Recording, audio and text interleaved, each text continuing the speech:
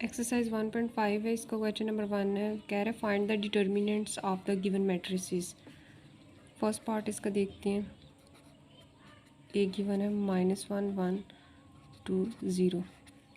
अब इसका हमने डिटर्मिनेंट फाइंड करना है। डिटर्मिनेंट फाइंड करने के लिए सबसे पहले करते हैं, जो मैट्रिक्स गिवन होता है उसको दो वर्टिकल लाइंस के अंदर लिख लेते हैं, और ये जो दो ब्रैकेट्स हैं इनको हटा के वर्टिकल लाइंस के अंदर डिनोट करते हैं यू।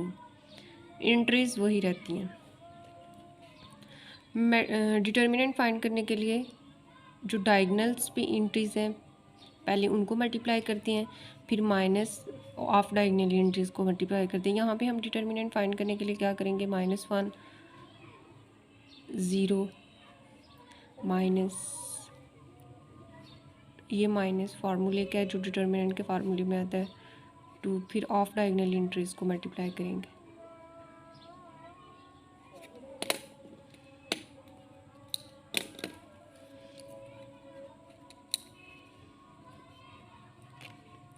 ज़ीरो -2, ये इसका डिटर्मिनेंट आ गया। सेकंड पार्ट है बी 1 3 2 -2।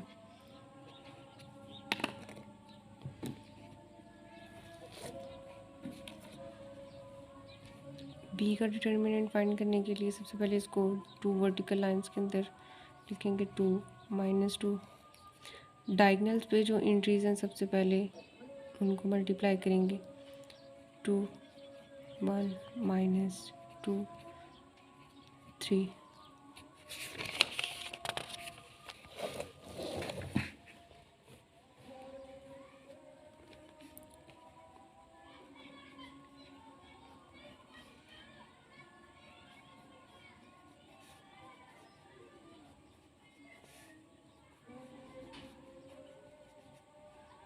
बी का डिटर्मिनेंट आ गया -8। सी पार्ट है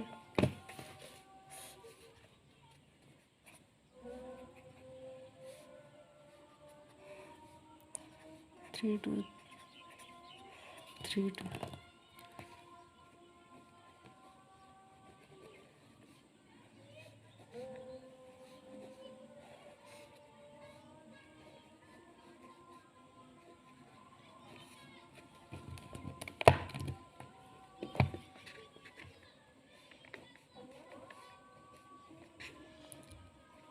सी का डिटर्मिनेंट 0 आ गया।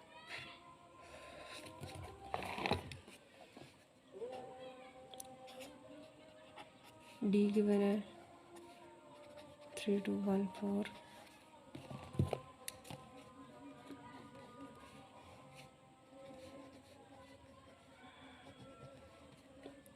डायगनल्स पहले मैट्रिक्स एंट्रीज को पहले मल्टीप्लाई करेंगे, फिर ऑफ डायगनल एंट्रीज को लेंगे।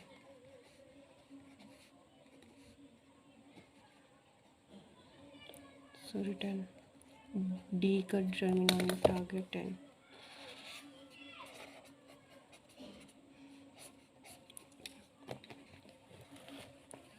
नेक्स्ट क्वेश्चन नंबर 2 है। क्वेश्चन नंबर 2 में वो ये कह रहे हैं determine given matrix is singular और नॉन सिंगुलर।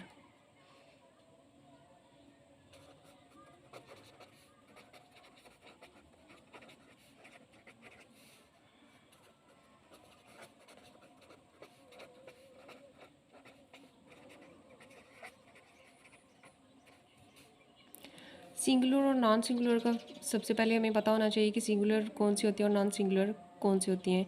सिंगुलर हमारे पास वो होते हैं कि जिनका डिटर्मिनेंट ज़ीरो के इक्वल आ जाए। कोई भी मैट्रिसेस जब हमें दिया हुआ है उसका हम डिटर्मिनेंट फाइंड करते हैं, तो अगर वो ज़ीरो के इक्वल आ जाए तो उसको कहते हैं सिंगुलर। अगर वो नॉन ज़ीरो आ जाए तो नॉन सिंगुलर।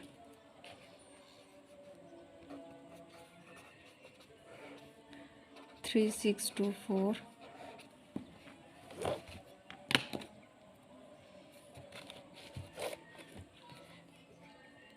सबसे पहले इसका डिटर्मिनेंट लेंगे।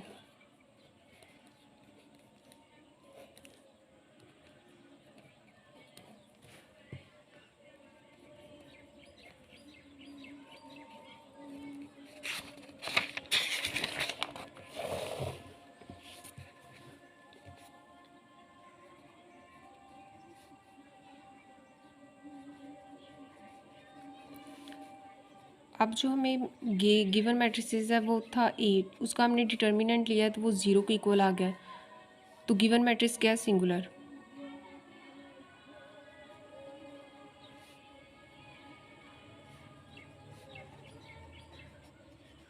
Given matrix A singular.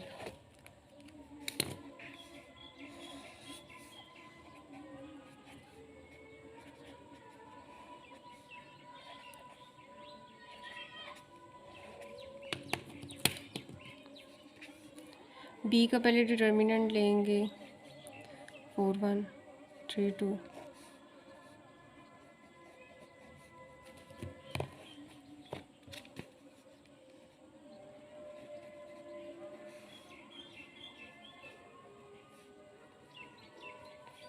B का डिटर्मिनेंट है not equal to 0, so B is non singular.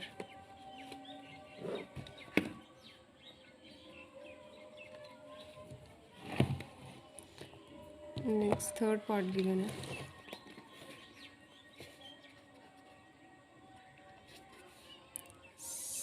C given है 7 -9 3 5।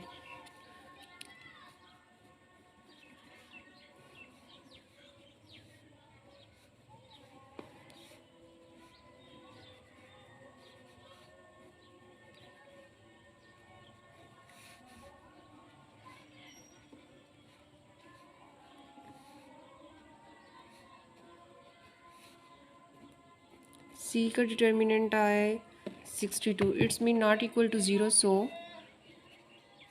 सी is non singular. C matrix is non singular.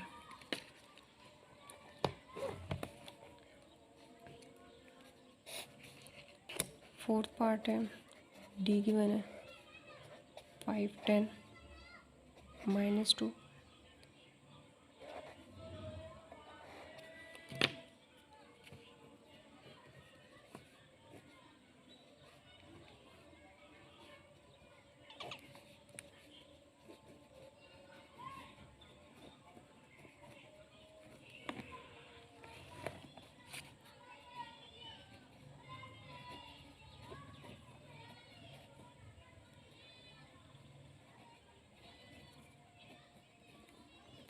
So D का डिटर्मिनेंट इक्वल टू 0 आ गया, तो डी क्या है?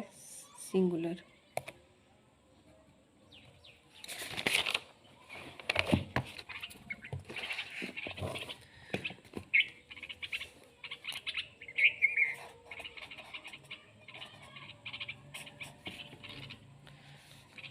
क्वेश्चन नंबर 3 में कह रहे find multiplicative inverse if exist. Multiply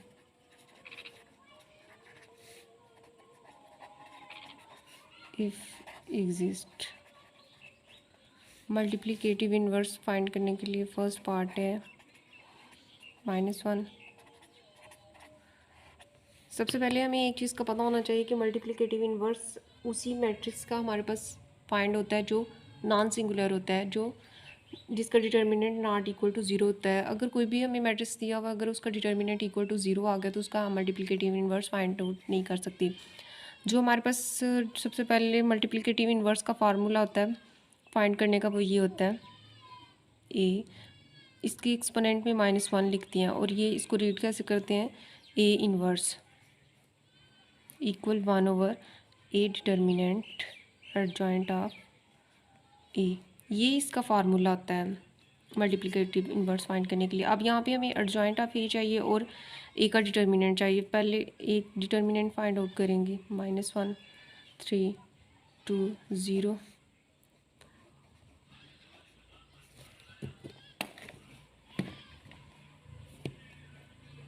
-2 0 -6।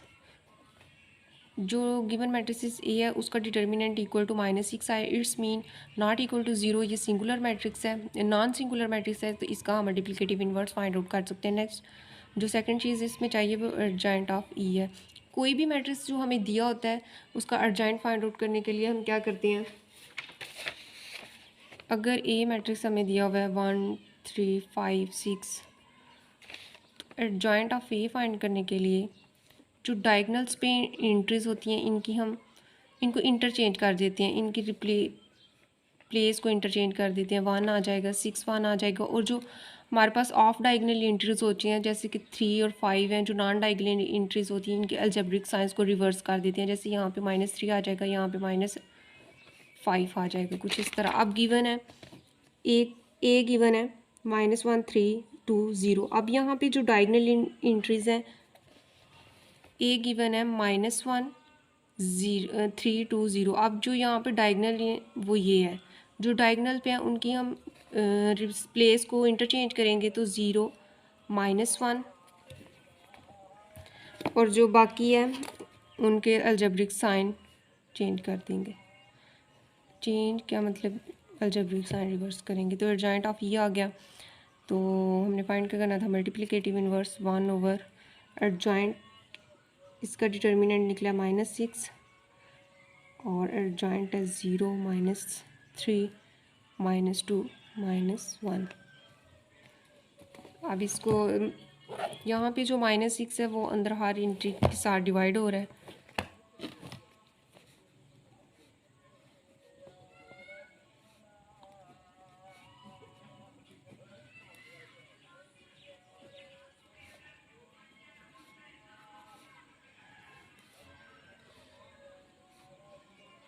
One by two, ये 3 1 आर 3 2, और ये आ गया multiplicative inverse.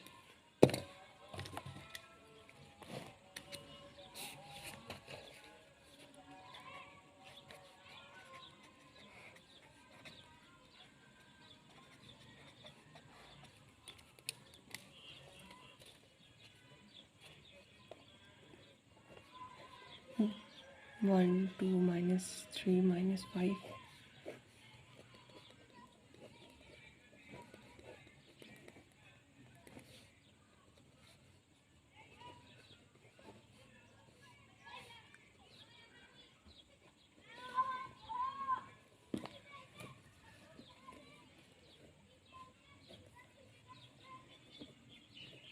Next adjoint of B चाहिए। एडजॉइंट ऑफ बी फाइंड करने के लिए डायगनल की एंट्रीज की जगह रिप्लेस कर देंगे, और जो है बाकी ऑफ डायगनल एंट्रीज हैं उनके साइन रिवर्स कर देंगे।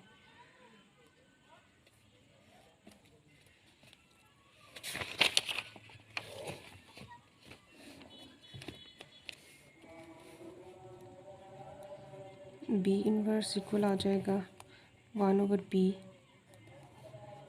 Adjoint of B 1 over mod, इसका हमारे पास आया था 1, और साथ वैल्यू आई थी -5 -2 3 1। अब 1 को अंदर हर एंट्री पे डिवाइड करेंगे तो हमारे पास क्या आ जाएगा, -1 -2, वो ही आ जाता। ये है मल्टीप्लिकेटिव इनवर्स बी का। थर्ड पार्ट है, सी गिवन है -2 6 3 -9। सबसे पहले इसका डिटर्मिनेंट फाइंड आउट करेंगे, -2 3 -9।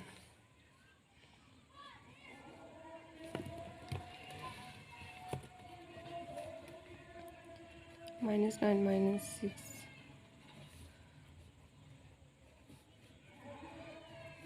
अब यहाँ पे देखें जो सी का डिटर्मिनेंट है वो इक्वल टू 0 आ गया है। अगर मैंने पहले भी बताया था किसी का भी सिंगुलर कोई भी मैट्रिक्स जो हमें दिया हुआ है इसका डिटर्मिनेंट सिंगुलर हमारे पास आ जाए तो उसका मल्टीप्लिकेटिव इनवर्स हम फाइंड आउट नहीं कर सकते क्योंकि सारी टर्म 0 हो जाती है। So it's multiplicative not possible क्योंकि उसका डिटर्मिनेंट इक्वल टू 0 आ गया। फोर्थ पार्ट डी गिवन है 1/2, 3/4, 1, 2। बट डी का डिटर्मिनेंट फाइंड करेंगे 1/2, 3/4, 1, 2।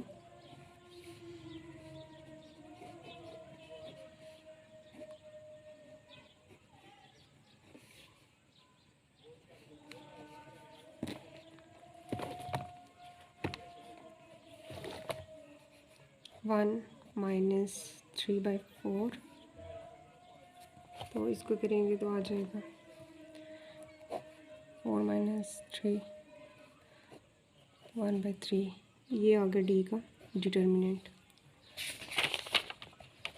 नेक्स्ट मल्टीप्लिकेटिव इन्वर्स के लिए हमें एडजॉइंट चाहिए, adjoint of D.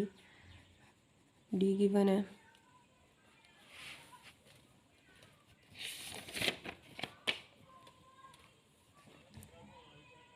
2 minus 3, diagonal वाली इंट्रीज को इंटरचेंज कर लिया और बाकी के अलजेब्रिक साइन चेंज कर लिए। डी का मल्टीप्लिकेटिव इन्वर्स आ गया 1/4, 1/1/4 हमारे पास आया हुआ है। 2 माइनस 3/4 माइनस 1, 1/2। अब ये जो 1/4 है ये ऊपर जाके मल्टीप्लाई हो जाएगा, तो 4 2s are 8, -3 -4 2। D inverse